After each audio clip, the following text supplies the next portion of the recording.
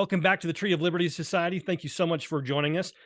So we're getting hyped up for Independence Day, July 4th. And I like to think of July as Independence Month for two reasons. I'm in Utah, and the Latter-day Saints, they came to Utah declaring independence from the apostate United States, who had already by that time left the principles of the Constitution.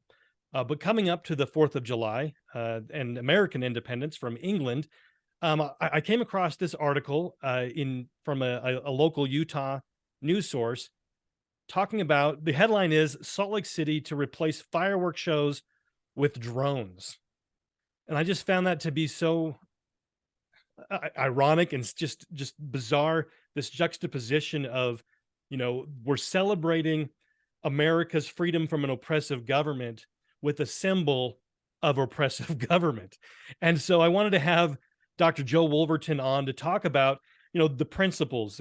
I just love everything that you have talked about, the things that you teach, your book, The Founder's Recipe, What Degree of Madness, just all those that talk about those key principles of how individuals worked to get those chains of oppression off of them and how we can apply those same principles today. So I wanted to have you on.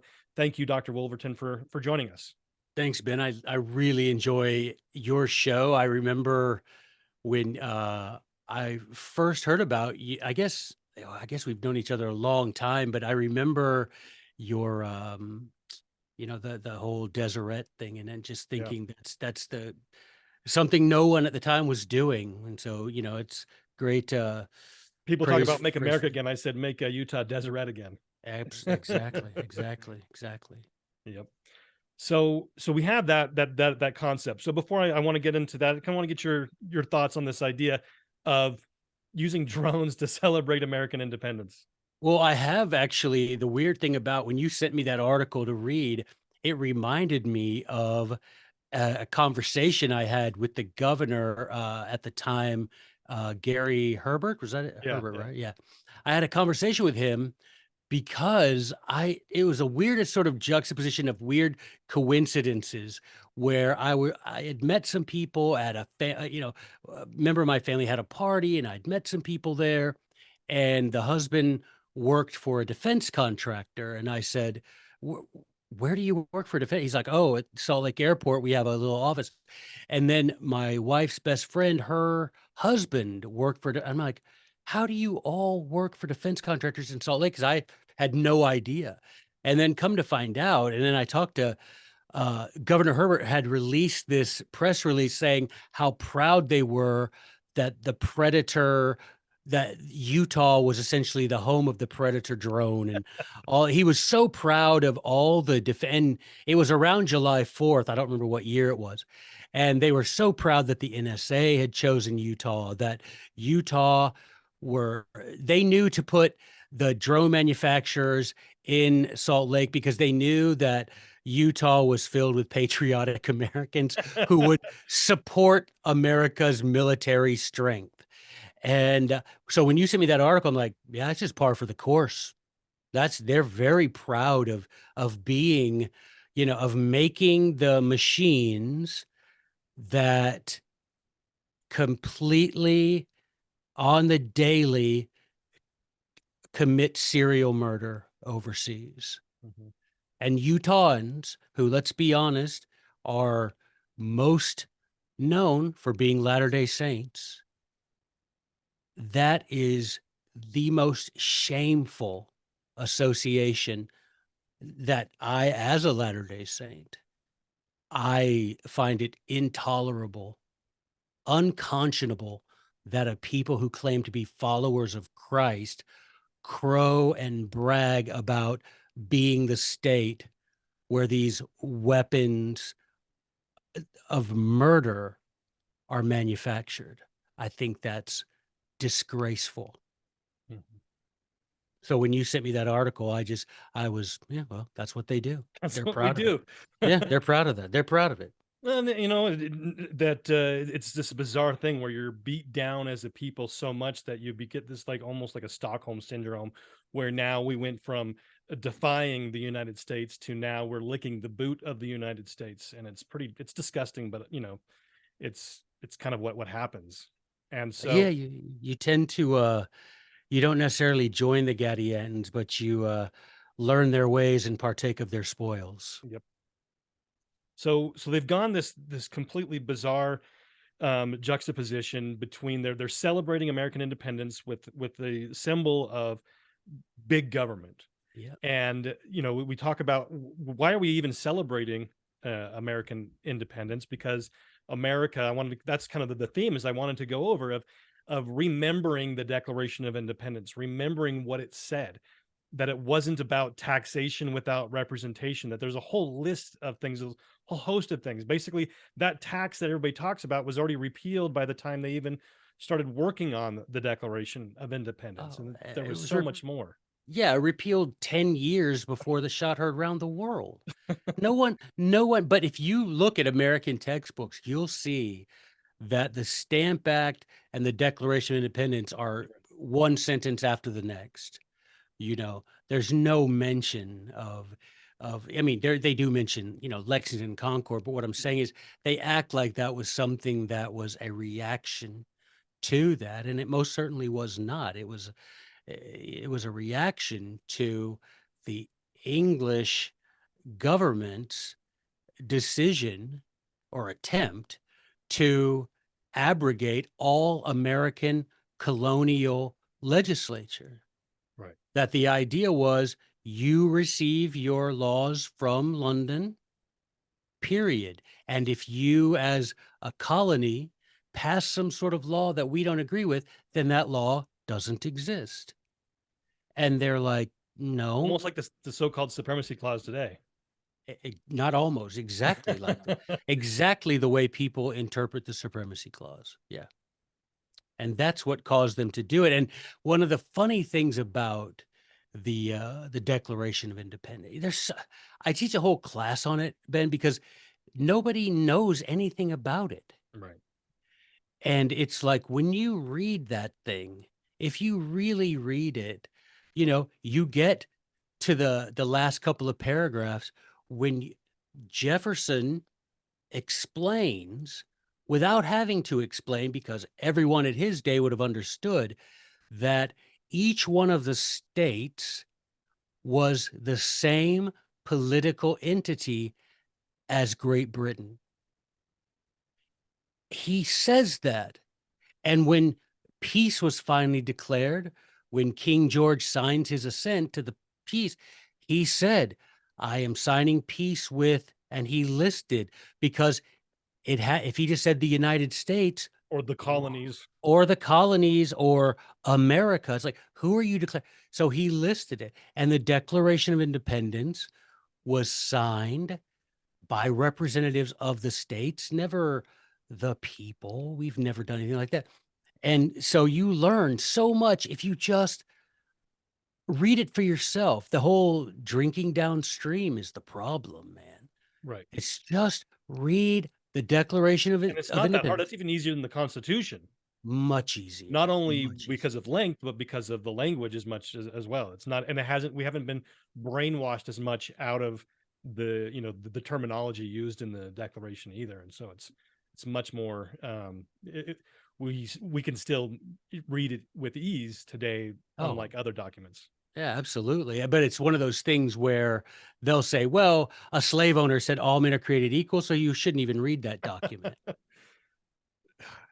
Right. I mean, I don't So know. yeah, but the Bible, It's because they Moses, had caveats for slavery, so you might as well just throw out the Bible. well, yeah, exactly. But if you read, so yeah, anybody who reads, I told someone this last night because they were like, I remember a couple years ago that you said that you weren't going to celebrate freedom because we weren't free. And I'm like, well, we're not. And they're like, well, I said, but I'll give you this. I will celebrate our secession from the British Empire in 1776. I'll celebrate that. Yeah. But I'm not going to get out here and wave the flag of the empire and celebrate our freedom because it doesn't exist. And I'm not going to be one of the people on the plantation pretending that I'm free because the master is kind to me. That's not going to be me. we're celebrating a fictitious thing. It doesn't exist anymore. We are essentially, what we're doing now is we're celebrating the glory of the empire, Mhm. and we're saying it in the name of something else. It's almost, like, celebrating the independence of Israel from Egypt. It's Right. irrelevant to what we're facing today. It's got nothing to do with, Yeah, I great, mean, celebrate that's what they did. That's fantastic, but has nothing to do with you and your everyday life. it has 0 to do with us, and, it's funny, Ben, when you were just saying that just now, I thought of that. I don't know if you know the story, you probably do, about when Patrick Henry died and they found that envelope in his will and everything that he'd had, and they found that envelope, and he'd written a copy of his Stamp Act resolves, and on the back, he'd written a message to like a dying message to his countrymen, and he's like, we're free and we should be thankful to God that we are free, but we will not remain free unless we remain righteous. And that message, that that alone proves to us that we're not free, Hmm. because as a society, we exalt debauchery. Yep. We we praise pornography. We laugh at it. And that alone, for an American, should be enough to say, I know we're not free because we're not virtuous enough to be free. Mm. Even if you never read a document, but you knew in your heart, there is no liberty without virtue, then you would know that there's no way that we're free. But Right. yeah, I'll celebrate the 13 colonies seceding from Britain. Yeah, I'll Good celebrate job. that all the time, but I won't be participating in how many brown people did we murder today. I won't, I won't So be I want to doing go that. over some of the key language so we understand that. I want to we can kind of show people why what it is that we're actually talking about, because people might find it offensive. People might be shocked. But one of the things that I really like in the Declaration of Independence, of how it talks about how these things are self-evident, Mhm. that they're obvious, and to argue about it is just madness. It's like, I'm going to get in an argument with somebody about, the grass being purple. It's, if you're dishonest, if I have to have an argument. And that's what they were saying about the principles in the Declaration of Independence, is that if you're arguing with somebody about it, they're the ones that are being disingenuous, and you're wasting your time, because these things are self-evident. They're obvious to any honest person. You don't do that. Don't argue with people like that, because you're not going to convince them, and there's really no reason to. It's like, Well, they probably are if convinced, they're just lying, because that's the kind of people they are. right, right, exactly. That's right. Yeah, right. You're not going to get them to admit that you're right. So why bother? Why bother? And so the Declaration, it says that we get our rights from God. That's self-evident, and that government's job was created by the people to protect and not give them their rights. And that's something that's very confusing to people today, is that they think, well, like healthcare, for just as an example, they think, well, I have a right to that, as if you have a right to something, that means it's up to the government to provide that to you. But that's absurd, because you have the right to, listed in the government shall not, is what it actually is in the Declaration. And then, I mean, I'm sorry, in the Bill of Rights. And it talks about how we have, the government can't go after your right to religion. That doesn't mean the government provides you with a church or a printing press because of Right. freedom of the press, or a gun because they can't restrict your right to defend yourself. And so the government's job was to protect them, which means they weren't allowed to go after them, not to provide them for you. Well, if you're saying you have a right to health care, what you are actually saying is, I have a right to make a doctor my indentured servant, Hmm. because he should be entitled to the fruits of his labor just as you are. You don't have a right to anything that would require you to take from another the fruits of his labor by force. So you don't have any right. You don't have a right to education. You don't have a right to that, but so what?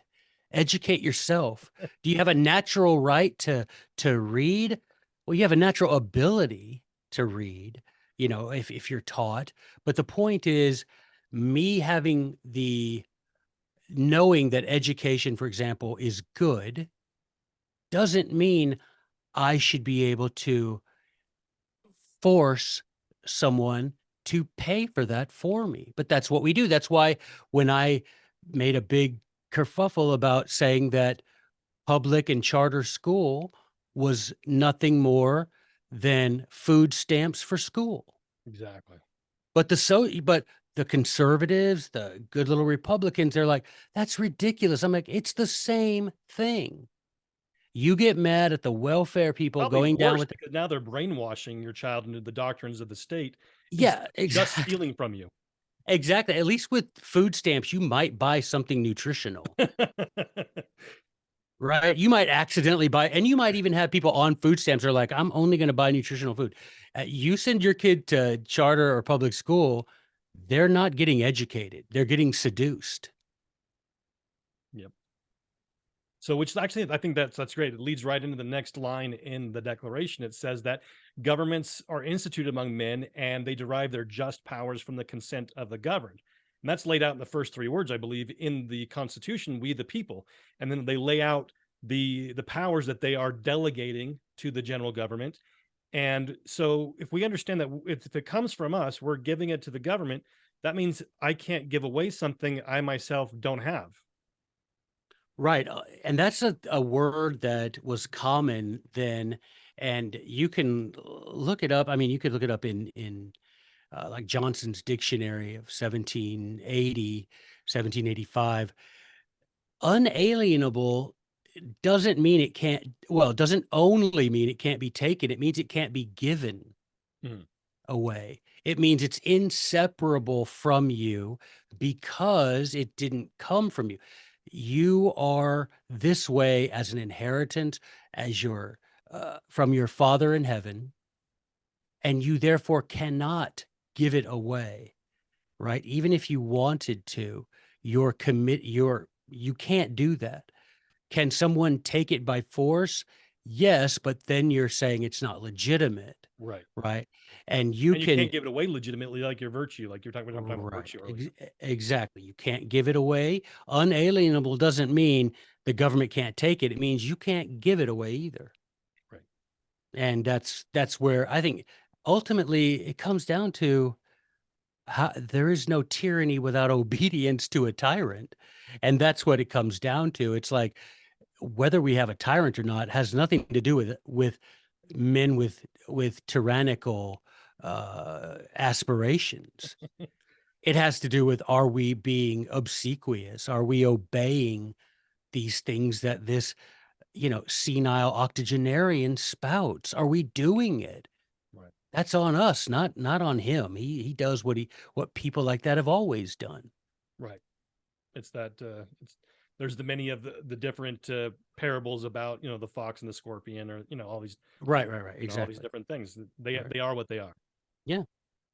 And that leads us into the next line of the Declaration of Independence that I think is the most offensive to most people today, because we've been so brainwashed from the tyrants since the 1860s, that whenever any form of government becomes destructive of these ends, meaning protecting your life, liberty, property, it is the right of the people. It is so it's obvious, it's self-evident, it is plainly clear to any rational person that it is your right to alter the government or to abolish it, and then to institute new government. So they've done these things. This is the role that they have. These are self-evident facts, and if they go against these self-evident facts, it's our job, it's our duty from God to get rid of them. Yeah, he says that later in the Declaration. It's your duty, it's your obligation to do this. It's the whole and if you notice, Ben, one of the things that I always underline is where he says, laying its foundation on such principles and organizing its powers in such form as to them shall seem most likely to affect their safety, happiness, prudence, all that.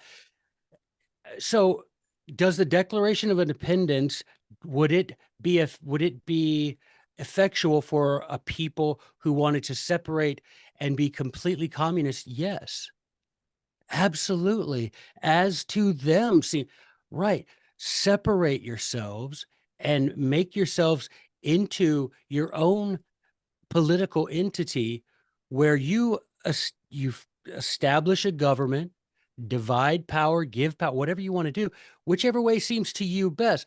The thing is, in the United States, we agreed on what kind of distribution of power. England, we agreed when we were Englishmen. Magna Carta, the Petition of Right, the Bill of Rights, all of these things in the English Constitution were being violated by the king and parliament. And that's because what government is he talking about, Right. right? He's talking about the English government violating the rights of Americans. And he goes on to list them. But the point is how Sidney said it, he that creates may destroy. It only makes sense. If I build a house, am I in trouble if I knock the house down? No, it's my house, right? And Right. so if we have built this government, which we did, then it's our right to get rid of it, try something new, or alter it, tinker with it, see if we can get it to work better. And then to separate yourselves with people that are of like mind, because if a society all of a sudden becomes unruly and people are we have this melting pot that we were told the founding fathers wanted to create, which is a complete lie. Now we have these societies that are intermingled and promiscuously, as some have called it. That is now just the natural result of that is the violence and the clashes that we're seeing all over society today.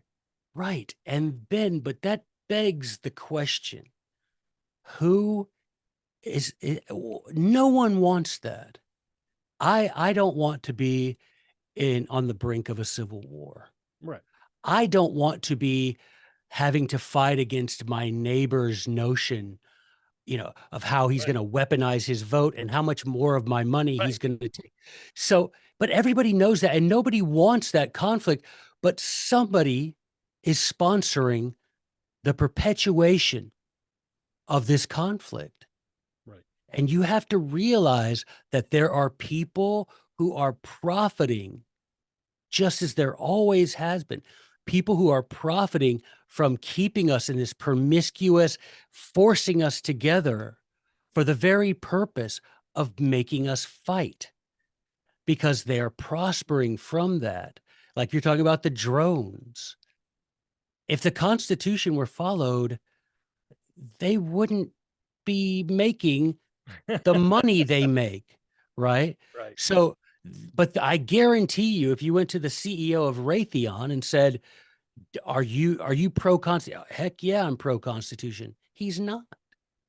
He isn't. But again, it comes down to the right, as Lincoln himself called it, the sacred right of everyone to leave, to separate themselves, even a minority, because what right do you have to force me to agree with you? If all men are, that's the whole point of the Declaration. All men are created equal. That king, regardless of who his dad is, has no right to force me under a certain type of government. It's And just so I'm going to change it. these people on, in mainstream Republicans, people that consider themselves, like you said, constitutionalists. It was said in an interview that I did before about how even ancient Rome under the empire thought that they were still under the republic. And so many people today think that they are, they love the Constitution and they have no idea what that even means. And, they say you can't leave, and because it's a government. And it's like this idea where, like, if you were to say that to a woman, to an abusive husband, you'd be thought of as an insane person and an enabler of abuse. But all of a sudden you change the word husband to government, and now it's reasonable to make an abused person stay with the abuser. Well, it's like I had a debate with one of these Convention of States people, and he said, "Well, if the founding fathers had anticipated the right to leave the Union, they would have included it in the Constitution." And I'm like, and I said to him, I'm like, wait, are you? Anticipated. Yeah, I'm like, are you married? And he's like, yeah. And I'm like, so in your marriage vows, what did you explain about divorce? And he's like, what are you talking about? I'm like, well, if you had anticipated your right to not stay married until death do you part, you would have mentioned it in your vows. And since you didn't, you can't get divorced ever because it's not in your vow. Well, no one unites with the thought of divorcing. But Well, and it was self-evident sometimes, because they had just divorced. You didn't need to lay it out. well, it's self-evident in Article 7 of the Constitution. If 9 of you agree, then we form a union with those 9. The Right. other 4, Rhode Island didn't ratify for after Washington had been president under the new government for a year. What was did Rhode Island cease to exist? They were just Was trying to Ro join. Were they subsumed? No, they were a republic. They were a nation, Right. right? That's just, I mean, why? These people understood. If you read Benjamin Franklin, when he talks about what was going on in the Continental Congress and how they were able to get anything done, he said, well, each one of them carried a copy of Emer de Vattel's Law of Nations. And you're like, why would they do that? Because they understood that each one of them was an ambassador from a separate nation coming together to fight a common enemy, just like any of the Greek confederacies of history, right? They understood that's what they were doing. This is Athens, that's Sparta, that's Corinth, that's Thebes. We're all coming together to fight Philip the Great, but we're not going to make laws for each other that other than the laws we have to make to fight the common enemy. Right. I mean, you have Corinth who regularly be like, yeah, we're not doing that. Right? When the Corinthian League would say, and we need you to do this. Yeah, we're not doing that. Well, did that make the Corinthian League cease to? No, it didn't cease to exist. It just meant Corinth isn't doing this. But did they contribute in the ways that they agreed to contribute? Yes. And that's the same today. I'm telling you, people don't understand that secession, nullification and secession are the most pro-union attitudes, the most pro-constitutional, because otherwise you are using force. And right here, he says, in the Declaration of Independence, the only legitimate basis for government is consent of the governed. That's it. So if you use force, then I can use force to push you back from forcing me, from taking my will forcibly, obviously. So if Utah, Tennessee, Arizona, whatever, if we feel, hey, the agreement that we made is being violated, the contract is being broken, because the guy I was debating said, well, everybody in the contract would have to agree. Are you a law? No, you don't. If you took me to court, if you and I had a contract and you took me to court because you had contracted me to paint your house blue and I painted it red and I sent you a bill and you refused to pay it. If you took me to court, the judge's not going to say, well, you guys entered into a contract, Ben. Sorry about that, buddy, but you owe him. Right. No, the judge is going to throw it out and say, are you going to look at me and say, do you read English? Because he obviously said paint it blue. You quite obviously painted it red. So the contract is null and void and no legal effect because you did not do what you contractually obligated consensually to do. So that's what's happening now. And then if you're forced to stay in the contract after it's been violated, or you're in an abusive relationship and you can't leave, are you more likely to want to make amends if they're not letting you leave? Or, I mean, it's the idea is that once you're forced to stay, you're getting more and more angry and at the person that's trying to make you stay, and less likely to want to make friends. Whereas if Right. you're allowed to take a break for a second, you're like, and the guy's like recognizing your space, then you're more likely to reconcile Or not. I or not. mean, Yeah, either way. this is the thing, Ben, that I always get back to is like, what, there's got to be very powerful people whose names we probably wouldn't recognize who profit from this political climate of constant chaos, Right. of constant conflict and contention. There's got to be people that and if the only way we're ever going to succeed is if we secede, not for the purpose of saying, I don't love the United States of America, but for saying the United States of America no longer exists because that thing that created it has been violated and voided generations ago. Right. And me pretending that it still exists is me participating in something that's frankly a bit insane.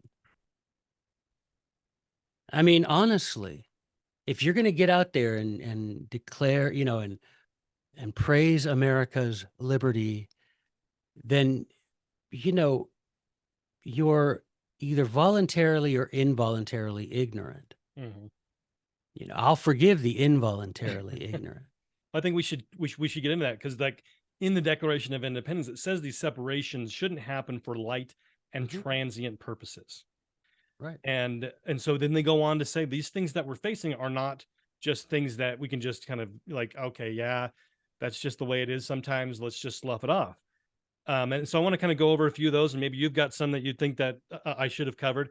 But the first one is it quotes the Declaration says, "He, meaning the king, has erected a multitude of new offices and sent hither swarms of officers to harass our people and eat out their substance." And so that's why they said that was one of the things that was not a light and transient purposes. It was a reason good enough to separate. And now today, do we face that same situation?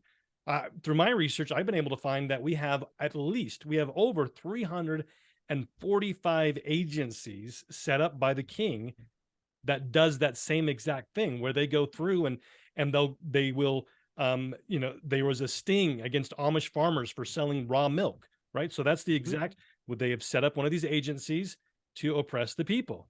And then you have the same thing during the COVID, where another agency comes out and fines and takes away companies and individuals' money, enforcing these unconstitutional acts. I put this in an article about the bureaucracy. There are today more federal agents in the state of Nevada, which is one of our most sparsely populated states, than there were in the entire Roman Empire at the height, Oh my gosh. right? And Tacitus, the Roman historian, says, we are basically being destroyed by bureaucracy. There are more bureaucrats in Nevada than, do you realize the Roman Empire at the height of its size? We're talking from England to India, essentially. Hmm. And there are more swarms of officers in one of our smallest 50 states than in the entire empire of Rome. It's madness. And swarms of officers. I mean, you've got someone like a few years ago, Joseph Robertson. He, I mean, an old man, property, he was fined what, 40,000 a day because he dug a hole on his property to fill with water to use as a pond for a Christian summer camp. Well, his neighbor didn't like it, turned him in to the EPA, who started fining him 40 grand a day, which he could not afford. So they put him in prison. And then, to add insult to injury, they sent officers into his home to take all of his weapons because now, as a felon, he wasn't allowed to own weapons. Which And gets so, the pretend legislation that the Declaration talks about as well. right, but swarms of I mean, I would seriously challenge somebody to name one of these complaints that we don't suffer from. Yep.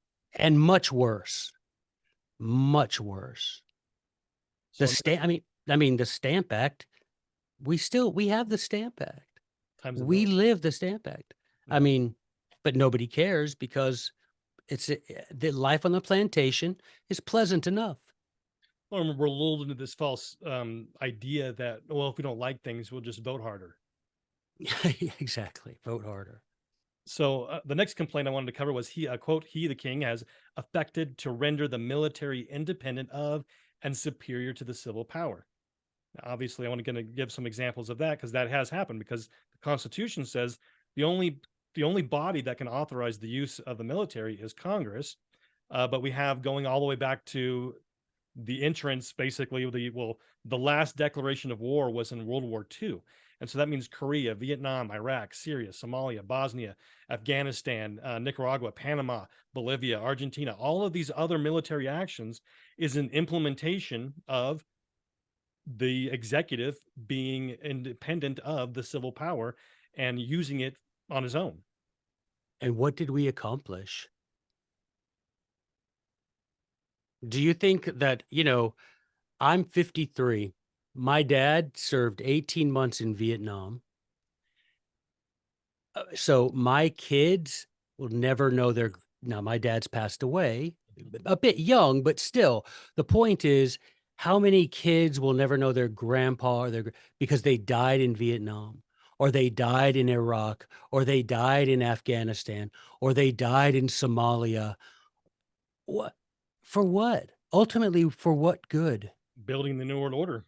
Oh, ultimately for paying, for the yacht of the owner of Raytheon and Definitely, McDonnell it wasn't Douglas. fighting communism like we're lied to, or fighting for freedom and Well, democracy, like they like to tell us. well, if we're fighting 20 years in Afghanistan against the Taliban to make to declare victory and give the country back to the Taliban. Right, right. That if that alone should prove that we are literally, it's like when Madison says, what degree of madness we really are. We're literally been made crazy. Now, how that, I mean, not only a process of education, but think about you know, the food that we eat, the injections that the king forces us to receive, right? How do we know that this hasn't worked something in our brains to make it almost impossible for some of us to really think about what's going on? I mean, honestly might be a thing to where there might be some among us who are good-hearted people, but literally cannot understand what we're saying because in their minds, this is freedom Right, because I'm not chained anywhere, right. right? I was actually talking about that with a few folks before. Was the reason why the king hasn't gone after you is because you are compliant. Basically, like so. And there's that article that probably people have read about how the average person commits 3 felonies a day. They just don't know about it. And so I was talking I about how, you know, I wanted to be more. If I'm going to be doing it anyways, I want to be more purposeful in my committing 3 felonies a day. And so I know of personally at least 3 felonies that I am in the active practice of committing every single day. And so the only reason why I haven't been in prison is because I'm essentially in hiding. right. You have that's right. You have been it's like that Maccabees, right? I mean, Christians, unfortunately, for the most part, don't read that book. But any of you liberty lovers, read First and Second Maccabees in the Apocrypha will blow your mind. But it was like that. Here comes the king, takes over. First thing he does, take over the education, right? Second thing he does, take over, change the religion. It's close enough to what you used to do. But and then the food supply. And it's like, this is why we don't get taught history is because if we did, we'd say, hey, wait a minute. This is exactly what's happened before, right? And that's how come our founding fathers knew, okay, we've been trying since 65. It's now 11 years later. Nothing is better. Now we've got to call it a day because anything longer, because he says, right? As long as these evils are sufferable, mankind typically suffers them. So we've got to a point, and then when, like you're saying, you're listing all the ways that Jefferson's like, I don't want you to think that we're just declaring independence because we think we're better or that we just got mad or angry or Right. petulant. Right. We want you to see that this is something. So that's the thing, though, Ben. Could Utah? I think I told you the story one time when I was on the radio. I used to do this radio show in Utah when I was in college. I did the conservative corner for X96. I don't know if you remember X96 back in the day. So I did this little thing, and they thought it was hilarious that I would get on there and spout. But there was a thing about, well, someone, and I would take calls, and this guy's like, well, if you feel that way, you should just get all your followers together, go out in the desert and create your own society. I'm like, we did. It's We called did that. Utah. Yeah. And so And I'm then you like, invaded. right, and then you invaded. But then what? Just like in that Maccabee story, what made it where Israel was like, okay, it's cool. You had Jews, prominent Jews, come forward and say, man, come on, it's not that bad. He's letting us do this, he's letting us do that. The fact that the church gave Temple Square to the tyrant. Not only are we going to build it, but we're going to give it to you and pay rent on the thing we just paid to build. Right? Because otherwise you won't let us join your club. Right. And if we don't join your club, we're not going to get all the money that club members get from other club members. Right? We're not allowed to join your mafia, unless we contribute. And you're going to So keep oppressing us and keep throwing our people in jail unless we join your mafia. exactly. And so the idea being of all of this, if you're a Utahn, because that's what you should be thinking of. That's the political entity that you've voted with your feet to be a part of, right? Because you can move if you don't like you, unless what? Unless you want to change the laws, and that's perfectly fine. You should want, particularly if you're a If you still native, can, but I think there's enough evidence to show, like right? with the Right. Satanists involved, that there's no control even over being Precise, able to do that. precisely. And so you look at so Washington, D.C. is lost. Don't even pay attention because there's literally nothing you can do to affect that. But you can have some control over Utah County. You can not control, but at least you can have influence. Right. Right. You can maybe influence Utah County to say, okay, we're done with the rest of this. And all you would have to do, Ben, is look at this at the declaration, say, okay, let's see if even the state government is doing this to us. Right. And you're going to be like, heck yeah, the state Or the government city. or the city for right. Exactly. When you see what's the word he uses? That he has quartered large bodies of armed troops among us. Your local police in Utah are all part of DHS through funding. So that's And you're they're not a part of your community. right. Your standing army is your local police, whether you like it or not. You Absolutely. have troops quartered among you right now. Yep. And you cannot, they are above the law, so far above the law, and you can do nothing. The civil authority can do nothing to control it. So you're right. Even the city level, often these things are being committed by city government. Yep. I want to do another one. Yeah. The king has combined with others to subject us to a jurisdiction foreign to our constitution and unacknowledged by our laws, giving his assent to their acts of pretend legislation. And so I bring up the United Nations, the World Bank, the International Monetary Fund, G7, G8, G20, USMCA, NATO, and then almost 90 other bodies where that's exactly what has happened to us.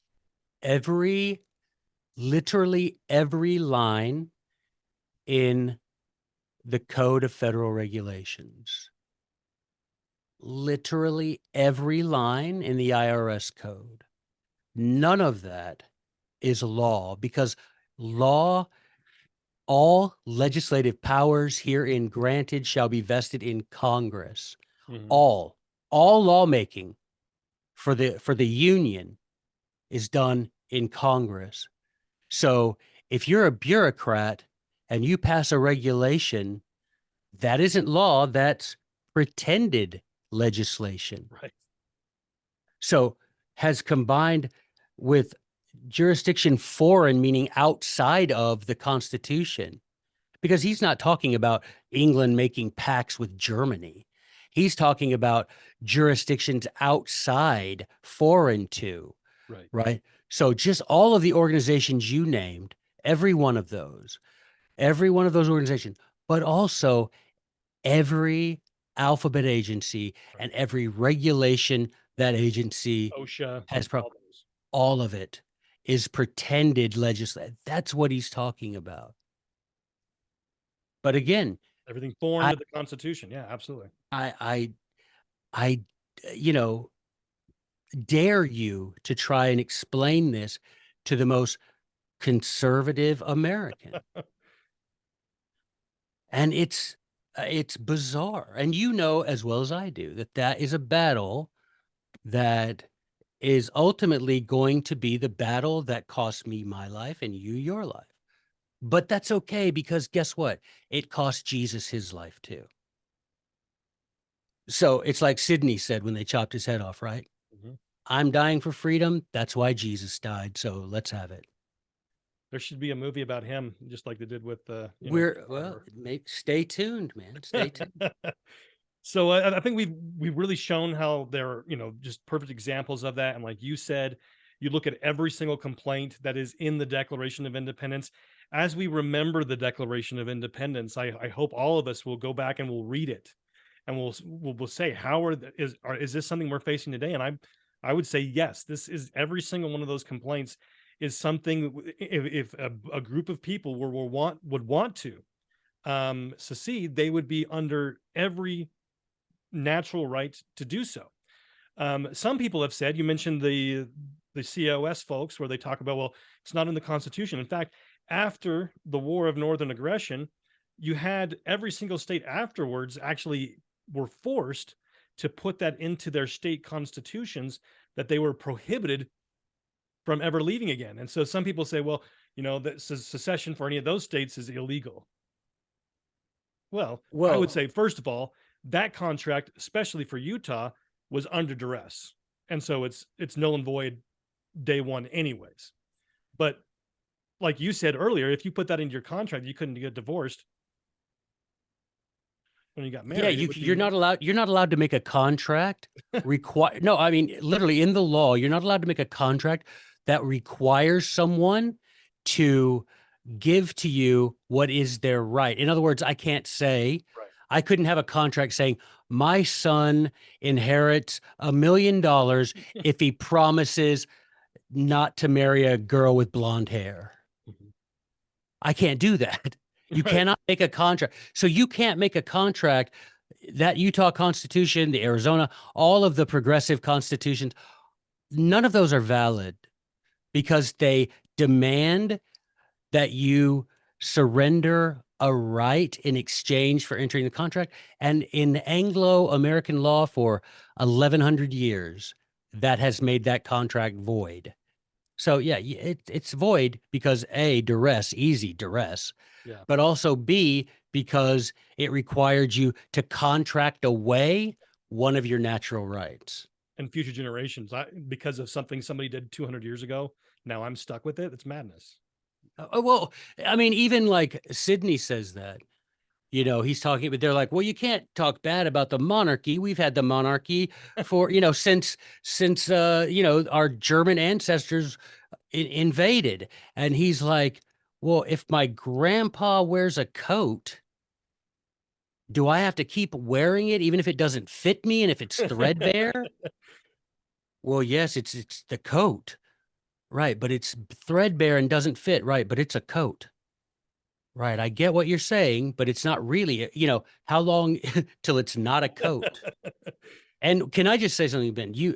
Please, all of you, read the Declaration of Independence on July 4th. Do that if for no other reason than to show that you want to honor the virtue and valor of your ancestors. If for no other reason, right? If you want to be rah rah empire, let's nuke them all and let God sort them out. If that's your deal, fine. But at least show honor to your ancestors. And if you look, The fact of the matter in the Declaration, look at how the U in United States of America is lowercase, man.